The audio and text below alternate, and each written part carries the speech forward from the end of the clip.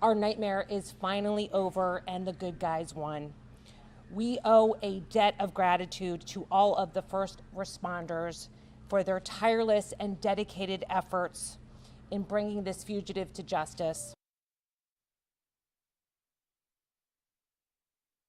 Well, a big sigh of relief and a return to hopefully some sense of normalcy today for people in Pennsylvania 2 weeks later. And an escaped murderer is finally back in police custody this morning.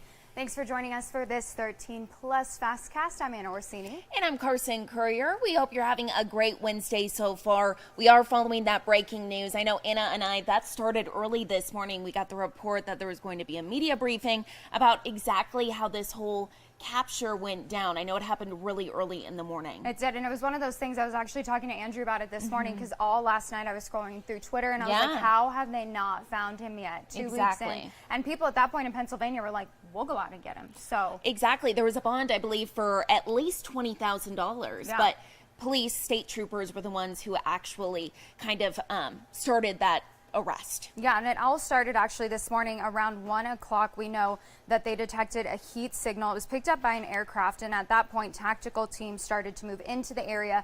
But at the same time, storms were moving in, so that slowed down their operations there a little bit. So the teams were able to secure the area, and they held it overnight until that storm moved out, and then the aircraft could come back in. Once they detected that heat signal, again, that's when they zeroed in on him. They said that he didn't realize that he was actually surrounded until that very moment. He did begin to crawl through some thick underbrush, carrying the rifle that he had stolen on Monday night with him.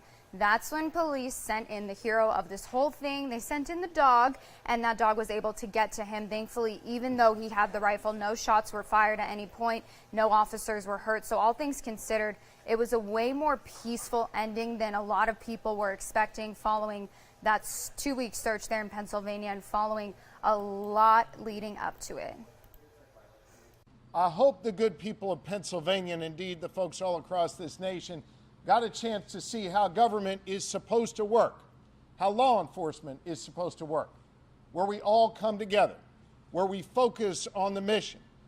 And while the women and men up here behind me may wear different uniforms and different badges, we were here with common purpose, and that was to apprehend this suspect and keep people safe.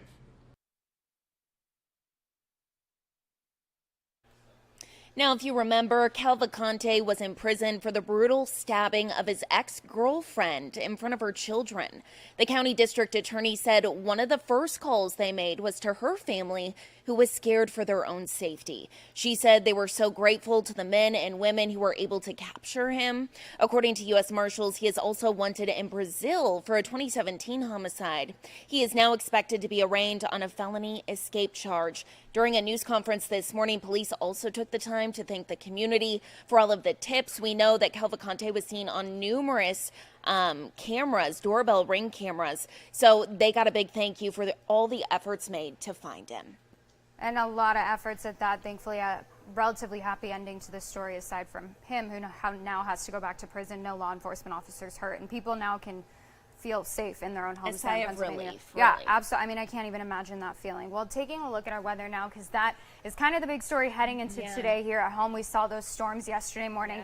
Didn't wake up to the same thing today. Right. What are quieter. Exactly. Definitely quieter and cooler than we've seen before. So we will take that. We do love that. A little damp too. If you kind of like humid, a little bit of tinge to the. You're like right at home in Houston. Exactly. I know. I'm like, oh no, I escaped there for a reason. Yeah, The right. humidity being one of them. But taking a live look right now, ladies. The clouds, a little bit of a sun-cloudy mix, but unlike yesterday, those clouds really will start to dissipate as we do head into the afternoon. Right now, though, all is calm here in town in southern Arizona. If any activity is happening to the northeast portion of our state. However, this afternoon, we do have a nice chance for rain, a 40% in the Tucson area, 40 for Green Valley, 20 in Nogales, 20 for Sassabee, 30 for Bisbee, 40 for the Tombstone area, 30 for Sierra Vista, 50 for Benson. Wilcox, though, a much greater chance at that 60% chance for rain. Those showers, though, scattered showers expected throughout today. And by the way, I hate to be the monsoon downer, but this might be our last hurrah, really, for our season and wrapping things up. But around that 4 o'clock hour, we'll start to pick up a little spotty showers, mostly, though, if you are in Cochise County. Seeing those storms there, that's what that yellow portion and even red that you see there.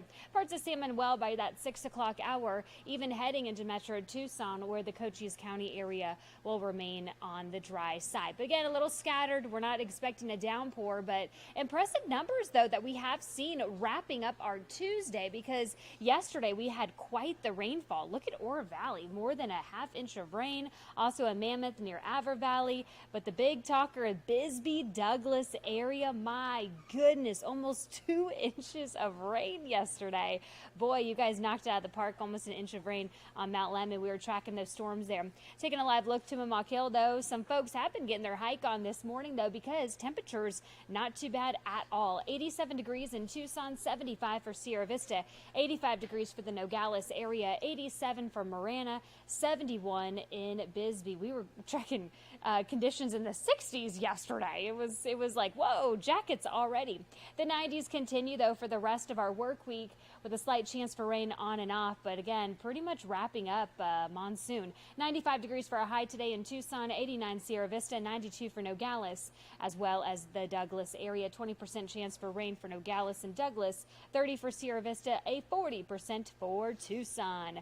Those 90s are sticking with us for the rest of our work week. The big game on Saturday, triple digits back in the forecast. The good news is, though, it's not going to be lasting much longer. A cool down is on the way. This is where we should be for this time of the year. So I think Mother Nature is going, all right, we're going to wrap things up a little bit on a cooler note. Well, on top of that, the extra good news for Saturday is that game's at 8 o'clock at night, so people won't be in the midday Perfect. heat. Yep. Like a noon game, worst case scenario for Oh, Saturday. I know. Thankfully, that's not happening. And some more good news, too, is our overnights are getting cooler. So Those are like, if I could have an overnight temperature, like 69 to 72, that's Right. ideal. Just stay there the rest of the and year. that's exactly when you're coming to work. So it's nice and, Perfect. nice and cool just No, for you, Anna. great conditions when I come into work. If I could just hang out there all the time. Right. Perfect. Just wait, fall's right around the corner. I know. Thank you, goodness. Allie. Of course. Thank you. Well, speaking of that heat that we saw this summer, right now, Tucson is working on writing a heat ordinance so that they can protect some of their workers within Tucson city limits. And I know, Anna, on some of those hot days this summer, we always were talking about our construction workers, police officers, the people who have to be out there to brave that heat. So this would actually protect them, making them take breaks and go inside. Which is definitely needed, because I can't Exactly. imagine the conditions we had this summer. I couldn't imagine working out in those. So, yeah, definitely something that we need here at home. Pima County reported 86 heat-related deaths in July and another 47 in August. The ordinance will require workers like police, fire, construction workers, city services, landscapers to take breaks to cool off. However, we know that backers of the ordinance hope the city can lead by example. The city council will discuss it during a study session next week. Of course, we'll let you know what comes out of that. And something that you'll have the chance to weigh in on today is smoke shops and potential changes to those within Tucson. Yeah, the goal here, trying to make sure that it's harder for kids to get vapes or e-cigarettes, really making sure that a kid just can't walk into one of those shops and purchase something illegally. Right, and something we've seen a huge uptick of in high schools specifically. The proposal would require new smoke shops to be at least 1,000 feet away from other smoke shops, but also 1,000 feet away from schools. More than 2.5 million students reported that they used a smoking device within the last year. And one local smoke shop says that they see around 20 kids a day, and each one of those kids ends up getting turned down. So tonight's discussion is online only. If you would like to weigh in, we have more information on our website about how you can do so. And a follow-up to a story we first told you about yesterday. TUSD joining a class action lawsuit against social media companies like TikTok, Instagram, Snapchat. They say research shows 95% of kids between 13 and 17 say they use the apps and that it can be dangerous. At least 10 districts in Arizona have joined the lawsuit, and TUSD says they believe social media companies are knowingly making things worse for kids. We believe that social media companies knowingly target teens with algorithms that are addictive, increasing use and time spent on social media apps, and maximizing profits for these companies and their shareholders to the detriment of our students and community. TUSD says that the lawsuit is a way to hold social media companies accountable for, quote, the damage they are doing on an entire generation in our community. Meanwhile, Arizona Attorney General Chris Mays also weighing in and looking into the impacts of social media, investigating those herself and just how they impact all of us on a day-to-day basis. Also at TUSD, we're learning more about a new program they're working to help more families, and they're focusing on homelessness specifically. Yeah, that's right, Anna. Now, our very own Emily Miranda spoke to the district a little bit more about how this program works and how it can impact families. I think it's awesome. It's really good because, sometimes rental assistance isn't available for some people. So if TUSD is offering it and they don't really I don't know the qualifications of it, but, it's good. Janet Gonzalez, a parent of a third-grade TUSD student, says she is glad TUSD is taking steps to help out families struggling with unforeseen circumstances. If it happened to me, I would definitely use it as a resource. Dr. Kanesha Brown, Assistant Superintendent of Equity, Diversity, and Inclusion, says since COVID, the number of unhoused families has grown. When students are unhoused, it affects their education. Homelessness impacts us all. More so, it impacts our students' educational experience in a variety of ways, from psychological trauma to experiencing high levels of mobility. It impacts the ability to focus. Brown says while there is not a one-size-fits-all solution, it is a step in the right direction. We can certainly be here for our students and our families when they need us in their time of need. The program allows families to receive a 4-day, 3-night stay in a hotel close to the child's school. Gas cards will also be provided to support transportation needs. If they need access to technology, a hotspot will be provided. But this support is limited. Families are only eligible one time each school year. Gonzalez says she is glad to see TUSD playing its part in solving this growing problem. If TUSD is stepping up and they can use it as a resource, that is great.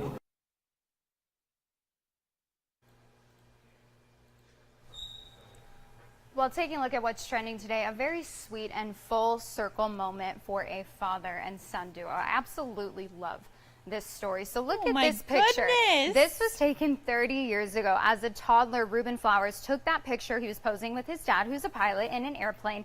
Now, 30 years later, look at that picture. He's posing with his dad again, but this time he is the first officer on his father's flight.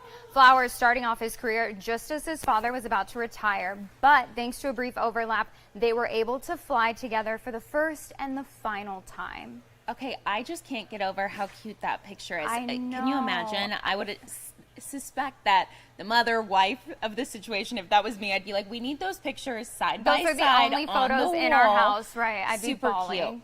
His dad says seeing his son next to him for his last landing was a dream come true. Also on board that flight, his dad's brother and cousin, who also work for Southwest. In total, there are 7 pilots in the Flowers family. So I guess he made a really good influence, right? Yeah, to get up there and do what his dad had done all those years, and look how happy they are. I mean, know. How cool is that? Just to have that full circle moment. And look at them hanging out. Oh my goodness! Hanging out the window. I love that one too. That's great. So sweet. It's just so cool to be able to do that with your dad. You know, be able to sit in their chair and follow their footsteps. And being a pilot, that's not easy. No, can you it's imagine? not. And they have 7 of them. I mean, at that point, get a little plane. They can just fly you everywhere. Can you imagine?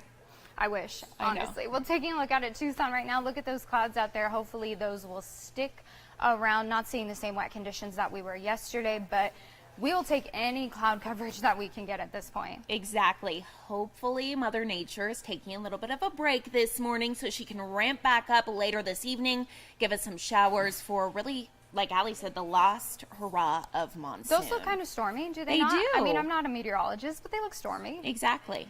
Well, we hope so. I guess we'll see at 2:30. Exactly. Thank you all so much for joining us for this 13 Plus FastCast. Join us at 2:30 for more news and weather. Have a great day.